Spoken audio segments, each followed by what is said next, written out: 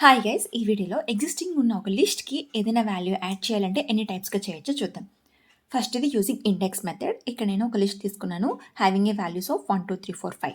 ఇక్కడ list of 2 equal to 0 అని తీసుకున్నాను. అంటే 2 అనే ఇండెక్స్ ప్లేస్‌లో 0 అని పెట్టు అని. సో, ఇక్కడ 2 ఇండెక్స్ ప్లేస్‌లో ఏముంది ఆల్రెడీ 3 ఉంది కాబట్టి 3ని రీప్లేస్ చేసి 0 ఎలిమెంట్ యాడ్ అవుతదనమాట. అలానే మనం మల్టిపుల్ ఎలిమెంట్స్ కూడా చేసుకోవచ్చు. ఇక్కడ నేను li ఆఫ్ 1:3 ఇచ్చాను కదా! So, and at the place of index 1 and 2, 8 and 9 వాల్యూస్‌ని యాడ్ చెయ్యు అని చెప్పాను. 1 అండ్ 2 ఇండెక్స్‌లో ఏముంది 2, 3 ఉంది కాబట్టి 2, 3 ప్లేస్‌లో 8, 9 వాల్యూ యాడ్ అవుతది. అండ్ ఫర్ ఎగ్జాంపుల్ ఇప్పుడు ఇచ్చిన లిస్ట్‌లో ఏదైనా value at the end of the లిస్ట్‌కి ఏదైనా యాడ్ చేయాలనుకోండి.